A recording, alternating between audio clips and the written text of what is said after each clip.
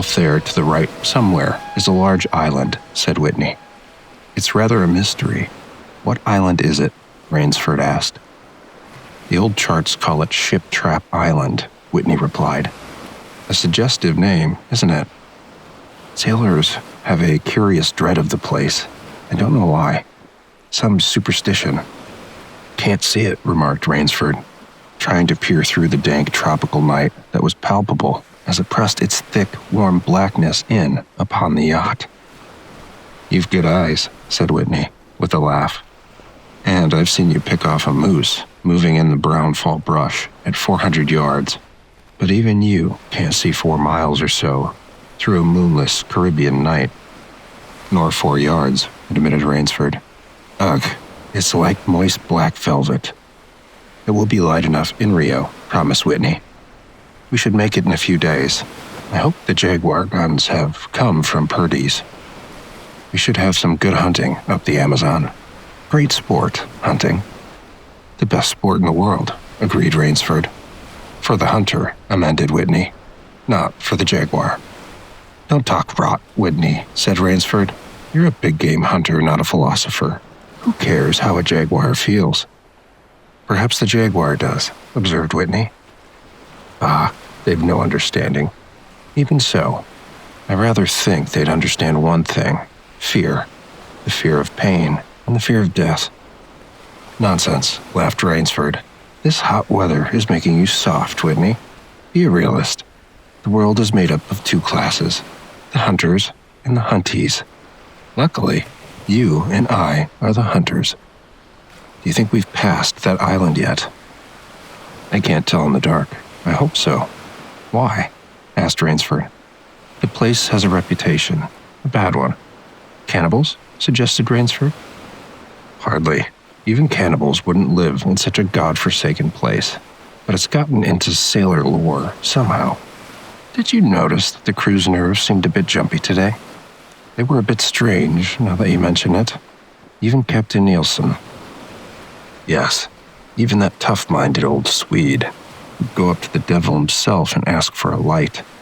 Those fishy blue eyes held a look I never saw there before.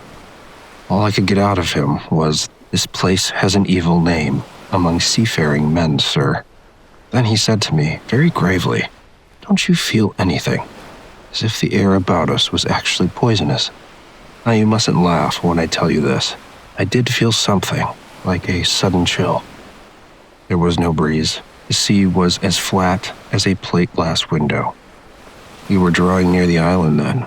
What I felt was a mental chill, a sort of sudden dread. Pure imagination, said Rainsford. One superstitious sailor can taint the whole ship's company with his fear. Maybe, but sometimes I think sailors have an extra sense that tells them when they are in danger. Sometimes I think evil is a tangible thing, with wavelengths, just as sound and light have. An evil place can, so to speak, broadcast vibrations of evil. Anyhow, I'm glad we're getting out of this zone. Well, I think I'll turn in now, Rainsford. I'm not sleepy, said Rainsford. I'm going to smoke another pipe up on the afterdeck. Good night then, Rainsford. See you at breakfast. Right. Good night, Whitney. There was no sound in the night as Rainsford sat there, but the muffled throb of the engine that drove the yacht swiftly through the darkness, and the swish and ripple of the wash of the propeller. Rainsford, reclining in a steamer chair, indolently puffed on his favorite briar. The sensuous drowsiness of the night was on him. It's so dark, he thought, that I could sleep without closing my eyes. The night would be my eyelids. An abrupt sound startled him. Off to the right, he heard it, and his ears, expert in such matters, could not be mistaken. Again he heard the sound, and again, somewhere off in the blackness, someone had fired a gun 3 times. Rainsford sprang up and moved quickly to the rail, mystified. He strained his eyes in the direction from which the reports had come, but it was like trying to see through a blanket. He leapt upon the rail and balanced himself there to get greater elevation. His pipe, striking a rope, was knocked from his mouth. He lunged for it. A short, hoarse cry came from his lips as he realized he had reached too far and had lost his balance The cry was pitched off short as the blood-warm waters of the Caribbean Sea doused over his head. He struggled up to the surface and tried to cry out, but the wash from the speeding yacht slapped him in the face, and the salt water in his open mouth made him gag and strangle. Desperately, he struck out with strong strokes after the receding lights of the yacht, but he stopped before he had swum 50 feet. A certain cool-headedness had come to him. It was not the first time he had been in a tight place. There was a chance that his cries could be heard by someone aboard the yacht. That chance was slender and grew more slender as the yacht raced on. He wrestled himself out of his clothes and shouted with all his power. The lights of the yacht became faint and ever-vanishing fireflies. Then they were blotted out entirely by the night. Rainsford remembered the shots. They had come from the night, and doggedly he swam in that direction, swimming with slow, deliberate strokes, conserving his strength. For a seemingly endless time, he fought the sea. He began to count his strokes. He could do possibly 100 more, and then Rainsford heard a sound. It came out of the darkness, a high screaming sound, the sound of an animal in an extremity of anguish and terror. He did not recognize the animal that made the sound. He did not try to. With fresh vitality, he swam towards the sound. He heard it again. Then it was cut short by another noise, crisp, staccato. "Pistol shot," muttered Rainsford, swimming on. 10 minutes of determined effort brought another sound to his ears, the most welcome he had ever heard, the muttering and growling of the sea breaking on a rocky shore. He was almost on the rocks before he saw them. On a night less calm, he would have been shattered against them. With his remaining strength, he dragged himself from the swirling waters. Jagged crags appeared to jut up in the opaqueness. He forced himself upward, hand over hand. Grasping, his hands raw, he reached a flat place at the top. Dense jungle came down to the very edge of the cliffs. What perils that tangle of trees and underbrush might hold for him did not concern Rainsford just then. All he knew was that he was safe from his enemy, the sea, and that utter weariness was on him. He flung himself down at the jungle edge and tumbled headlong into the deepest sleep of his life. When he opened his eyes, he knew from the position of the sun that it was late in the afternoon. Sleep had given him new vigor. Sharp hunger was picking at him. He looked about him, almost cheerfully. Where are the pistol shots? Where there are pistol shots, there are men. Where there are men, there is food, he thought. But what kind of men, he wondered, in so foreboding a place? An unbroken front of snarled and ragged jungle fringed the shore. He saw no sign of a trail through the closely knit web of weeds and trees. It was easier to go along the shore, and Rainsford floundered along by the water. Not far from where he landed, he stopped. Some wounded thing, by the evidence, a large animal, had thrashed about in the underbrush. The jungle weeds were crushed down, and the moss was lacerated. One patch of weeds was stained crimson. A small glittering object not far away caught Rainsford's eye, and he picked it up. It was an empty cartridge. A .22, he remarked. That's odd. It must have been a fairly large animal, too. The hunter had his nerve with him to tackle it with a light gun. It's clear that the brute put up a fight. I suppose the first 3 shots I heard was when the hunter flushed his quarry and wounded it. The last shot was when he trailed it here and finished it. He examined the ground closely and found what he had hoped to find, the print of hunting boots. They pointed along the cliff in the direction he had been going. Eagerly, he hurried along, not slipping on a rotten log or loose stone, but making headway. Night was beginning to settle down on the island. Bleak darkness was blacking out the sea and jungle when Rainsford sighted the lights. He came upon them as he turned a crook in the coastline, and his first thought was that he had come upon a village, for there were so many lights. But as he forged along, he saw to his great astonishment that all the lights were in one enormous building, a lofty structure with pointed towers, plunging upward into the gloom. His eyes made out the shadowy outlines of a palatial chateau. It was set on a high bluff, and on 3 sides of it, cliffs dived down to where the sea licked greedy lips in the shadows. Mirage, thought Rainsford. But it was no mirage, he found when he opened the tall spiked iron gate. The stone steps were real enough. The massive door, with a leering gargoyle for a knocker, was real enough. Yet above it all hung an air of unreality. He lifted the knocker, and it creaked up stiffly, as if it had never before been used. He let it fall, and it startled him with its booming loudness. He thought he heard steps within. The door remained closed. Again, Rainsford lifted the heavy knocker and let it fall. The door opened then, opened as suddenly as if it were on a spring, and Rainsford stood blinking in the river of glaring gold light that poured out. The first thing Rainsford's eyes discerned was the largest man Rainsford had ever seen, a gigantic creature, solidly made and black-bearded to the waist. In his hand, the man held a long-barreled revolver. He was pointing it straight at Rainsford's heart. Out of the snarl of beard, 2 small eyes regarded Rainsford. "Don't be alarmed," said Rainsford, with a smile which he hoped was disarming. "I'm no robber. I fell off a yacht. My name is Sanger Rainsford of New York City." The menacing look in the eyes did not change, the revolver pointing as rigidly as if the giant were a statue. He gave no sign that he understood Rainsford's words, or that he had ever heard them. He was dressed in uniform, a black uniform, trimmed with gray astrakhan. "I'm Sanger Rainsford of New York," Rainsford began again.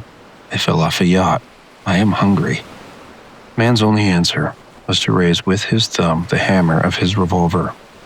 Then Rainsford saw the man's free hand go to his forehead in a military salute, and he saw him click his heels together and stand at attention. Another man was coming down the broad marble steps, an erect, slender man in evening clothes. He advanced to Rainsford and held out his hand. In a cultivated voice marked by a slight accent that gave it added precision and deliberateness, he said, "It is a very great pleasure and honor to welcome Mr. Sanger Rainsford, the celebrated hunter, to my home." Automatically, Rainsford shook the man's hand. "I read your book about hunting snow leopards in Tibet, you see," explained the man. "I am General Zaroff." Rainsford's first impression was the man was singularly handsome. His second was that there was an original, almost bizarre quality about the general's face. He was a tall man, past middle age, for his hair was a vivid white, but his thick eyebrows and pointed military mustache were as black as the night from which Rainsford had come. His eyes, too, were black and very bright. He had high cheekbones, a sharp-cut nose, a spare, dark face of a man used to giving orders. The face of an aristocrat. Turning to the giant in uniform, the general made a sign. The giant put away his pistol, saluted, withdrew. "Ivan is an incredibly strong fellow," remarked the general, "but he has the misfortune to be deaf and dumb. A simple fellow, but I'm afraid, like all his race, a bit of a savage." "Is he Russian?" "He is a Cossack," said the general, and his smile showed red lips and pointed teeth. "So am I." "Come," he said, "we shouldn't be chatting here. We can talk later.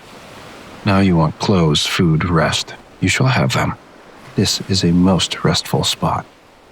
Ivan had reappeared, and the general spoke to him with lips that moved, but gave forth no sound.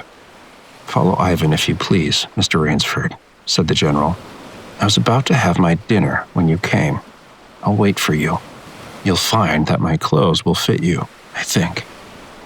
It was to a huge beam-ceilinged bedroom with a canopied bed big enough for 6 men that Rainsford followed the silent giant. Ivan laid out an evening suit, and Rainsford, as he put it on, noticed that it came from a London tailor who ordinarily cut and sewed for none below the rank of duke. The dining room, to which Ivan conducted him, was in many ways remarkable. There was a medieval magnificence about it. It suggested a baronial hall of feudal times, with its oaken panels, its high ceiling, its vast refectory tables where 20 men could sit down to eat. About the hall were mounted heads of many animals: lions, tigers, elephants, moose, bears, larger or more perfect specimens Rainsford had never seen. At the great table, the general was sitting alone. "You'll have a cocktail, Mr. Rainsford," he suggested. The cocktail was surprisingly good, and Rainsford noted the table appointments were of the finest: the linen, the crystal, the silver, the china. They were eating borscht, the rich, red soup with whipped cream so dear to Russian palates. Half apologetically, General Zaroff said, "We do our best to preserve the amenities of civilization here. Please forgive any lapses. We are well off the beaten track, you know." "Do you think the champagne has suffered from its long ocean trip?" "Not in the least," declared Rainsford. "He's finding the general a most thoughtful and affable host. A true cosmopolite." But there was one small trait of the general's that made Rainsford uncomfortable. Whenever he looked up from his plate, he found the general studying him, appraising him narrowly. "Perhaps," said General Zaroff, "you were surprised that I recognized your name. You see, I read all books on hunting published in English, French, and Russian. I have but one passion in my life, Mr. Rainsford, and it is the hunt." "You have some wonderful heads here," said Rainsford, as he ate a particularly well-cooked filet mignon. "That Cape buffalo is the largest I ever saw." "Oh, that fellow. Yes, he was a monster." "Did he charge you?" "Hurled me against a tree," said the general. "Fractured my skull, but I got the brute." "I've always thought," said Rainsford, "that the Cape buffalo is the most dangerous of all big game." For a moment, the general did not reply. He was smiling his curious red-lipped smile. Then he said slowly, "No, you are wrong, sir. The Cape buffalo is not the most dangerous big game." He sipped his wine. "Here in my preserve on this island," he said in the same slow tone, "I hunt more dangerous game." Rainsford expressed his surprise. "Is there big game on this island?" The general nodded. "The biggest." "Really?" "Oh, it isn't here naturally, of course. I have to stock the island." "What have you imported, General?" Rainsford asked. "Tigers?" The general smiled. "No," he said. "Hunting tigers ceased to interest me some years ago. I exhausted their possibilities, you see. No thrill left in tigers. No real danger. I live for danger, Mr. Rainsford."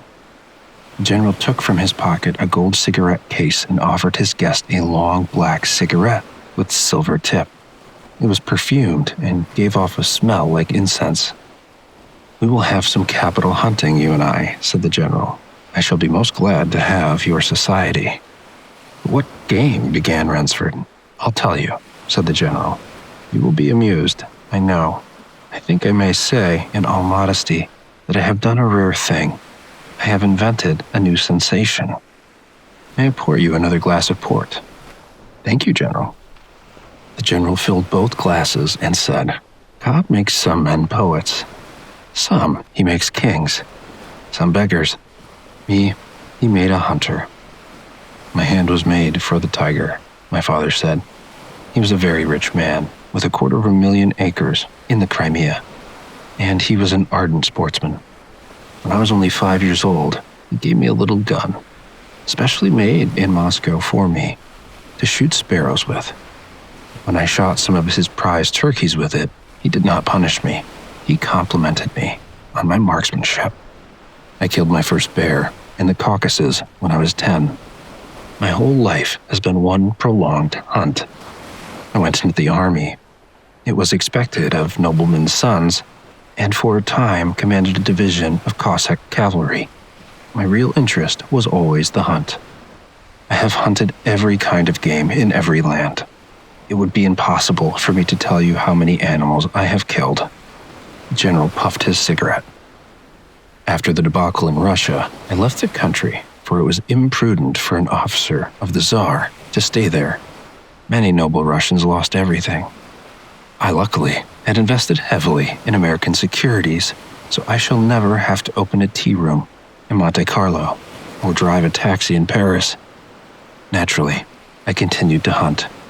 Grizzlies in your Rockies, crocodiles in the Ganges, rhinoceroses in East Africa. It was in Africa that the Cape buffalo hit me and laid me up for 6 months. As soon as I recovered, I started for the Amazon to hunt jaguars, for I had heard they were unusually cunning. They weren't. The Cossack sighed. They were no match at all for a hunter with his wits about him, and a high-powered rifle. I was bitterly disappointed. I was lying in my tent with a splitting headache one night when a terrible thought pushed its way into my mind. Hunting was beginning to bore me. And hunting, remember, had been my life. I had heard that in America, businessmen often go to pieces when they give up the business that has been their life. Yes, that is so, said Rainsford. The general smiled. I had no wish to go to pieces, he said. I must do something. Now mine is an analytical mind, Mr. Rainsford. Doubtless, that is why I enjoy the problems of the chase. No doubt, General Zeroff. So, continued the general, I asked myself why the hunt no longer fascinated me. You are much younger than I am, Mr. Rainsford, and have not hunted as much, but you perhaps can guess the answer. What is it? Simply this. Hunting had ceased to be what you call a sporting proposition. It had become too easy. I always got my quarry. Always. There is no greater bore than perfection. The general lit a fresh cigarette. No animal had a chance with me anymore. That is no boast. It is a mathematical certainty. The animal had nothing but his legs and his instinct. Instinct is no match for reason. When I thought of this, it was a tragic moment for me, I can tell you. Rainsford leaned across the table, absorbed in what his host was saying. It came to me as an inspiration, what I must do, the general went on. And that was? The general smiled the quiet smile of one who has faced an obstacle and surmounted it with success. I had to invent a new animal to hunt, he said. A new animal? You're joking. Not at all, said the general. I never joke about hunting. I needed a new animal. I found one. So, I bought this island, built this house, and here I do my hunting. The island is perfect for my purposes. There are jungles with a maze of traits in them, hills, swamps, but the animal, General Zeroff. Oh, said the general. It supplies me with the most exciting hunting in the world. No other hunting compares with it for an instant. Every day I hunt, and I never grow bored now, for I have a quarry with which I can match my wits. Rainsford's bewilderment showed in his face. I wanted the ideal animal to hunt, explained the general. So I said, what are the attributes of an ideal quarry? And the answer was, of course, it must have courage, cunning, and above all, it must be able to reason. But no animal can reason, objected Rainsford. My dear fellow, said the general, there is one that can. But you can't mean, gasped Rainsford. And why not? I can't believe you are serious, General Zeroff. This is a grisly joke. Why should I not be serious? I am speaking of hunting. Hunting? Great guns, General Zeroff. What you speak of is murder. The general laughed with entire good nature. He regarded Rainsford quizzically. I refuse to believe that so modern and civilized a young man as you seem to be harbors romantic ideas about the value of human life. Surely your experiences in the war did not make me condone cold-blooded murder, finished Rainsford swiftly. Laughter shook the general. How extraordinarily droll you are, he said. One does not expect nowadays to find a young man of the educated class, even in America, with such a naive and, if I may say so, mid-Victorian point of view. It's like finding a snuff box in a limousine. Well, doubtless you had Puritan ancestors.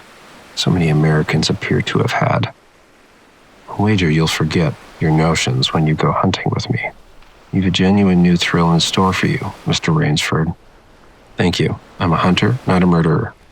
Dear me, said the general, quite unruffled. Again, that unpleasant word. But I think I can show you that your scruples are quite ill-founded. Yes? Life is for the strong to be lived by the strong, and, if needs be, taken by the strong. The weak of the world were put here to give the strong pleasure. I am strong, why should I not use my gift? If I wish to hunt, why should I not? I hunt the scum of the earth, sailors from tramp ships, lassers, blacks, Chinese, whites, mongrels.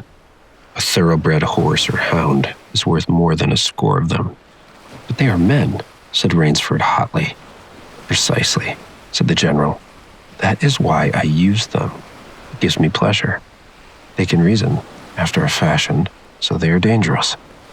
But where do you get them? The general's left eyelid fluttered down in a wink. This island is called Ship Trap, he answered. Sometimes an angry god of the high seas sends them to me. Sometimes, when Providence is not so kind, I help Providence a bit. Come to the window with me. Rainsford went to the window and looked out toward the sea. Watch, out there, exclaimed the general, pointing into the night. Rainsford's eyes saw only blackness, and then, as the general pressed a button, far out to sea, Rainsford saw the flash of lights. They indicate a channel, he said, where there's none. Giant rocks with razor edges crouch like a sea monster with wide-open jaws. They can crush a ship as easily as I crush this nut. He dropped a walnut on the hardwood floor and brought his heel grinding down on it. Oh yes, he said, casually, as if in answer to a question. I have electricity. We try to be civilized here. Civilized? And you shoot down men. A trace of anger was in the general's black eyes, but it was there for but a second, and he said in his most pleasant manner, Dear me, what a righteous young man you are. I assure you I do not do the thing you suggest. That would be barbarous. I treat these visitors with every consideration. They get plenty of good food and exercise. They get into splendid physical condition. You shall see for yourself tomorrow. What do you mean? Well, visit my training school, smiled the general. It's in the cellar. I have about a dozen pupils down there now. They're from the Spanish bark San Lucar, that had the bad luck to go down on the rocks out there. A very inferior lot, I regret to say. Poor specimens, and more accustomed to the deck than to the jungle. He raised his hand, and Ivan, who served as waiter, brought thick Turkish coffee. Rainsford, with an effort, held his tongue in cheek. It's game, you see, pursed the general blandly. I suggest to one of them that we go hunting. I give him a supply of food and an excellent hunting knife. I give him 3 hours' start. I am to follow, armed with only a pistol of the smallest caliber and range. If my quarry eludes me for 3 whole days, he wins the game. If I find him, the general smiled, he loses. Suppose he refuses to be hunted. Oh, said the general, I give him his option. Of course. He need not play that game if he doesn't wish to. If he does not wish to hunt, I turn him over to Ivan. Ivan once had the honor of serving as official nauturdo to the Great White Tsar, and he has his own ideas of sport. Invariably, Mr. Rainsford, invariably they choose the hunt. And if they win? The smile on the general's face widened. To date, I have not lost, he said, then added hastily, I don't wish you to think me a braggart, Mr. Rainsford. Many of them afford only the most elementary sort of problem. Occasionally I strike a Tartar. One almost did win. I eventually had to use the dogs. The dogs? This way, please. I'll show you. The general steered Rainsford to a window. The lights from the windows sent a flickering illumination that made grotesque patterns on the courtyard below, and Rainsford could see moving, about there, a dozen or so huge black shapes. As they turned toward him, their eyes glittered greenly. A rather good lot, I think, observed the general. They are let out at 7 every night. If anyone should try to get into my house, or out of it, something extremely regrettable would occur to him. He hummed a snatch of song from the Foley's Bergier. And now, said the general, I want to show you my new collection of heads. Will you come with me to the library? I hope, said Rainsford, that you will excuse me tonight, General Sheriff. I'm really not feeling well. Ah, indeed. the general inquired solicitously. Well, I suppose that's only natural after your long swim. You need a good, restful night's sleep. Tomorrow, you'll feel like a new man, I'll wager. And we'll hunt, eh? I've one rather promising prospect. Rainsford was hurrying from the room. Sorry you can't go with me tonight, called the general. I expect rather fair sport. Big, strong, black. He looks resourceful. Well, good night, Mr. Rainsford. I hope you have a good night's rest. The bed was good, and the pajamas of the softest silk. And he was tired in every fiber of his being. But nevertheless, Rainsford could not quiet his brain with the opiate of sleep. He lay, eyes wide open. Once he thought he heard stealthy steps in the corridor outside his room. He sought to throw open the door. It would not open. He went to the window and looked out. His room was high up in one of the towers. The lights of the chateau were out now, and it was dark and silent. But there was a fragment of sallow moon, and by its wan light, he could see, dimly, the courtyard. There, weaving in and out in the pattern of shadow, were black, noiseless forms. The hounds heard him at the window and looked up, expectantly, with their green eyes. Rainsford went back to bed and lay down. By many methods, he tried to put himself to sleep. He had achieved a doze when, just as morning began to come, he heard, far off in the jungle, the faint report of a pistol. General Zaroff did not appear until luncheon. He was dressed faultlessly in the tweeds of a country squire. He was solicitous about the state of Rainsford's health. As for me, sighed the general, I do not feel so well. I am worried, Mr. Rainsford. Last night, I detected traces of my old complaint. To Rainsford's questioning glance, the general said, ennui, boredom. Then, taking a second helping of crepes Suzette, the general explained, the hunting was not good last night. The fellow lost his head. He made a straight trail that offered no problems at all.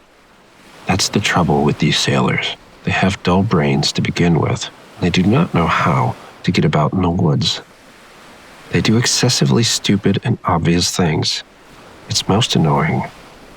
Will you have another glass of Chablis, Mr. Rainsford? General, said Rainsford firmly, I wish to leave this island at once. The general raised his thickets of eyebrows. He seemed hurt. But, my dear fellow, the general protested, you've only just come. You've had no hunting. I wish to go today, said Rainsford. He saw the dead black eyes of the general on him, studying him. General Zaroff's face suddenly brightened. He filled Rainsford's glass with venerable Chablis from a dusty bottle. Tonight, said the general, we will hunt, you and I. Rainsford shook his head. No, General, he said. I will not hunt. General shrugged his shoulders and delicately ate a hothouse grape. As you wish, my friend, he said. The choice rests entirely with you. But may I not venture to suggest that you will find my idea of sport more diverting than Ivan's? He nodded toward the corner, to where the giant stood, scowling, his thick arms crossed on his hogshead of chest. You don't mean, cried Rainsford. Dear fellow, said the general, have I not told you I always mean what I say about hunting? This is really an inspiration. I drink to a foeman worthy of my steel at last. The general raised his glass, but Rainsford sat staring at him. You'll find this game worth playing, the general said enthusiastically. Your brain against mine, your woodcraft against mine, your strength and stamina against mine. Outdoor chess. And the stake is not without value, eh? And if I win? Began Rainsford huskily. I'll cheerfully acknowledge my self-defeat if I do not find you by midnight of the third day, said General Zaroff. My sloop will place you on the mainland near a town. The general read what Rainsford was thinking. Oh, you can trust me, said the Cossack. I will give you my word as a gentleman and a sportsman. Of course, you in turn must agree to say nothing of your visit here. I'll agree to nothing of the kind, said Rainsford. Oh, said the general, in that case, why discuss that now? 3 days hence we can discuss it, over a bottle of Vieux Clicquot. Unless, the general sipped his wine. Then a businesslike air animated him. "Ivan," he said to Rainsford, "will supply you with hunting clothes, food, a knife. I suggest you wear moccasins. They leave a poor trail. I suggest, too, that you avoid the big swamp in the southeast corner of the island. We call it Death Swamp.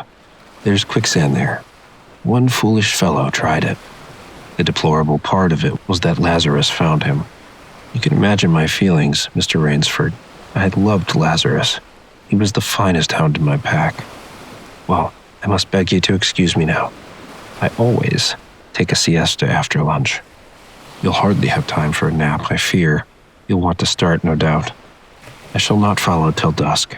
Hunting at night is so much more exciting than by day. Don't you think? Au revoir, Mr. Rainsford. Au revoir." General Zaroff, with a deep, courtly bow, strolled from the room. From another door came Ivan. Under one arm, he carried khaki hunting clothes, a haversack of food, a leather sheath containing a long-bladed hunting knife. His right hand rested on a cocked revolver thrust in the crimson sash about his waist. Rainsford had fought his way through the brush for 2 hours. "I must keep my nerve. I must keep my nerve," he said, through tight teeth.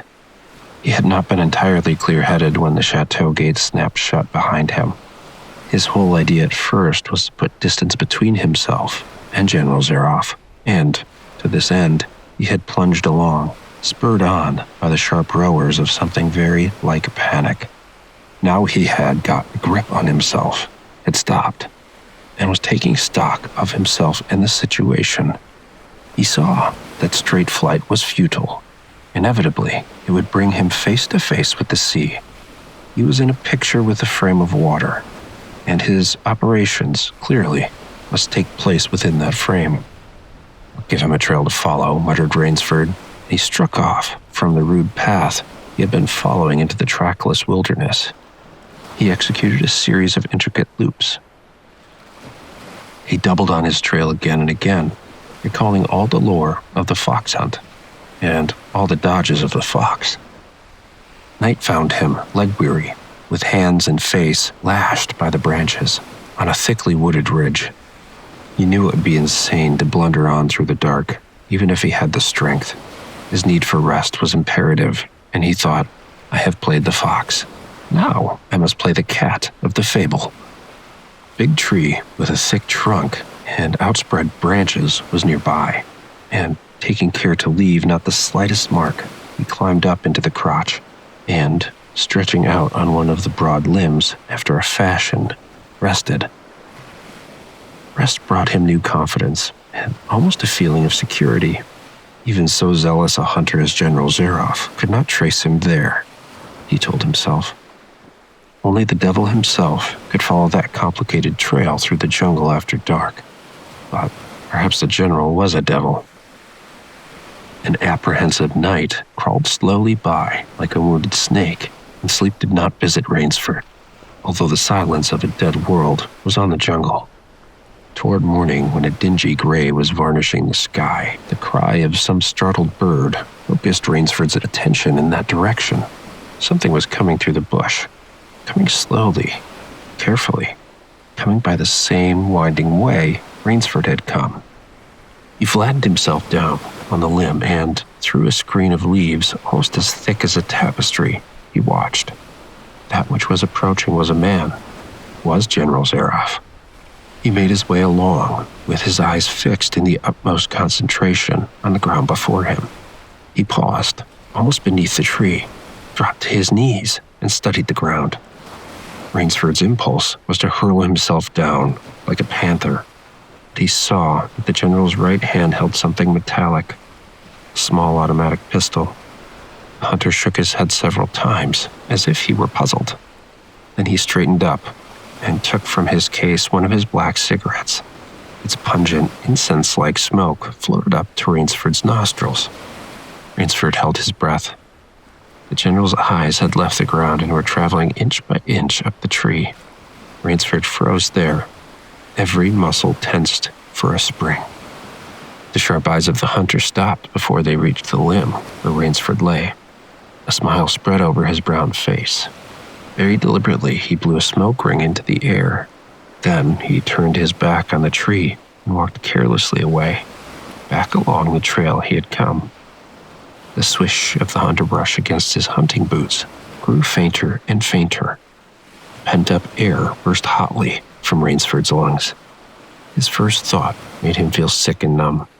General could follow a trail through the woods at night. He could follow an extremely difficult trail. He must have uncanny powers. Only by the merest chance had the Cossack failed to see his quarry. Rainsford's second thought was even more terrible. It sent a shudder of cold horror through his whole being. Why had the general smiled? Why had he turned back? Rainsford did not want to believe what his reason told him was true, but the truth was as evident as the sun that had by now pushed through the morning mist. The general was playing with him. The general was saving him for another day's sport. Cossack was the cat. He was the mouse. Then it was that Rainsford knew the full meaning of terror. I will not lose my nerve. I will not. He slid down from the tree and struck off again into the woods. His face was set, and he forced the machinery of his mind to function. 300 yards from his hiding place, he stopped, where a huge dead tree leaned precariously on a smaller, living one. Throwing off his sack of food, Rainsford took his knife from its sheath and began to work with all his energy. The job was finished at last, and he threw himself down behind a fallen log 100 feet away. He did not have to wait long. The cat was coming again to play with the mouse. Following the trail with the sureness of a bloodhound came General Zaroff. Nothing escaped those searching black eyes. No crushed blade of grass, no bent twig, no mark, no matter how faint, in the moss. So intent was the Cossack on his stalking that he was upon the thing Rainsford had made before he saw it. His foot touched the protruding bough that was the trigger. Even as he touched it, the general sensed his danger and leapt back with the agility of an ape. But he was not quite quick enough. The dead tree, delicately adjusted to rest on the cut living one, crashed down and struck the general a glancing blow on the shoulder as it fell. But for his alertness, he must have been smashed beneath it. He staggered, but he did not fall, nor did he drop his revolver. He stood there, rubbing his injured shoulder, and Rainsford, with fear again gripping his heart, heard the general's mocking laugh ring through the jungle.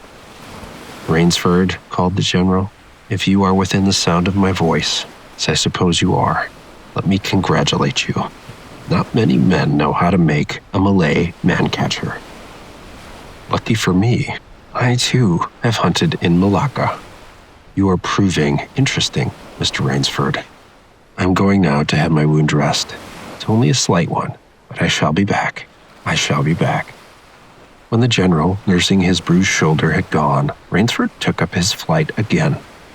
It was flight now, a desperate, hopeless flight that carried him on for some hours. Dusk came, then darkness, and still he pressed on. The ground grew softer under his moccasins. The vegetation grew ranker, denser. Insects bit him savagely. Then, as he stepped forward, his foot sank into the ooze. He tried to wrench it back, but the muck sucked viciously at his foot as if it were a giant leech. With a violent effort, he tore his feet loose. He knew where he was now. Death Swamp and its quicksand. His hands were tight-closed, as if his nerve were something tangible that someone in the darkness was trying to tear from his grip. The softness of the earth had given him an idea. He stepped back from the quicksand, a dozen feet or so, and, like some huge prehistoric beaver, began to dig. Rainsford had dug himself in France, when a second's delay meant death. That had been a placid pastime, compared to this digging now. The pit grew deeper. When it was above his shoulders, he climbed out, and from some hard saplings cut stakes and sharpened them to a fine point. These stakes he planted in the bottom of the pit, with the point sticking up. With flying fingers, he wove a rough carpet of weeds and branches, and with it, he covered the mouth of the pit. Then, wet with sweat and aching with tiredness, he crouched behind the stump of a lightning-charred tree. He knew his pursuer was coming. He heard the padding sound of feet on the soft earth, and the night breeze brought him the perfume of the general's cigarette. It seemed to Rainsford that the general was coming with unusual swiftness. He was not feeling his way along foot by foot. Rainsford, crouching there, could not see the general, nor could he see the pit. He lived a year in a minute. Then he felt an impulse to cry aloud with joy, for he heard the sharp crackle of the breaking branches as the cover of the pit gave way. He heard the sharp scream of pain as the pointed stakes found their mark.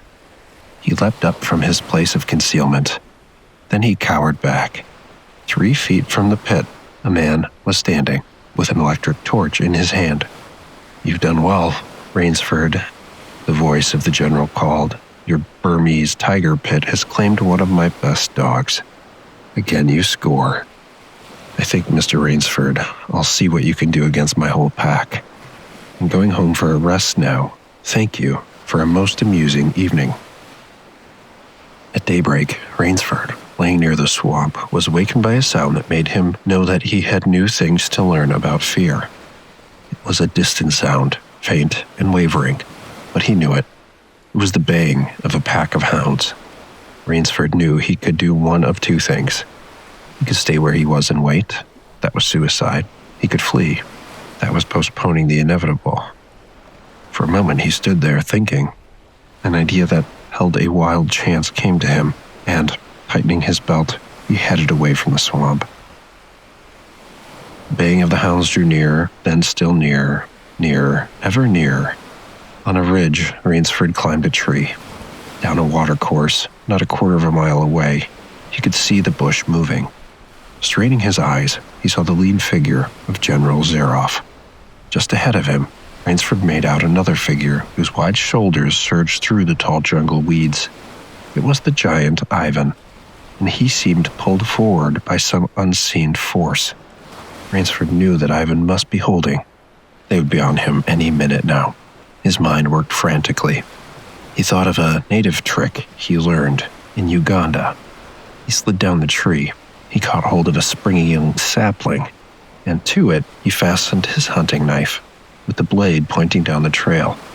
With a bit of wild grapevine, he tied back the sapling. Then he ran for his life. The hounds raised their voices as they hit the fresh scent. Rainsford knew now how an animal at bay feels. He had to stop to get his breath. The baying of the hounds stopped abruptly, and Rainsford's heart stopped too. They must have reached the knife. He shinned excitedly up a tree and looked back. His pursuers had stopped, but the hope that was in Rainsford's brain when he climbed died, for he saw in the shallow valley that General Zaroff was still on his feet. But Ivan was not. The knife, driven by the recoil of the springing tree, had not wholly failed. Rainsford had hardly tumbled to the ground when the pack took up the cry again. "Nerve, nerve, nerve," he panted as he dashed along. A blue gap showed between the trees ahead. Ever nearer drew the hounds. Rainsford forced himself on toward that gap. He reached it. It was the shore of the sea. Across a cove he could see the gloomy gray stone of the chateau. 20 feet below him, the sea rumbled and hissed. Rainsford hesitated. He heard the hounds. Then he leapt far out into the sea. When the general and his pack reached the place by the sea, the Cossack stopped. For some minutes he stood, regarding the blue-green expanse of water. He shrugged his shoulders. Then he sat down, took a drink of brandy from a silver flask, lit a cigarette, and hummed a bit from Madame Butterfly. General Zaroff had an exceedingly good dinner in his great paneled dining hall that evening. With it, he had a bottle of Paul Roger and half a bottle of Chambertin. 2 slight annoyances kept him from perfect enjoyment. One was the thought that it would be difficult to replace Ivan. Other was that his quarry had escaped him. Of course, the American hadn't played the game. So thought the general as he tasted his after-dinner liqueur. In his library he read, to soothe himself, from the works of Marcus Aurelius. At 10, he went up to his bedroom. He was deliciously tired, he said to himself as he locked himself in. There was a little moonlight, so before turning on his light, he went to the window and looked down at the courtyard. He could see the great hounds, and he called "better luck another time" to them. Then he switched on the light. A man, who had been hiding in the curtains of the bed, was standing there. "Rainsford," screamed the general, "how in God's name did you get here?" "Swam," said Rainsford. "I found it quicker than walking through the jungle." The general sucked in his breath and smiled. "I congratulate you," he said. "You have won the game." Rainsford did not smile. "I am still a beast at bay," he said in a low, hoarse voice. "Get ready, General Zaroff." The general made one of his deepest bows. "I see," he said. "Splendid. One of us is to furnish a repast for the hounds. The other will sleep in this very excellent bed. On guard, Rainsford." He had never slept in a better bed, Rainsford decided.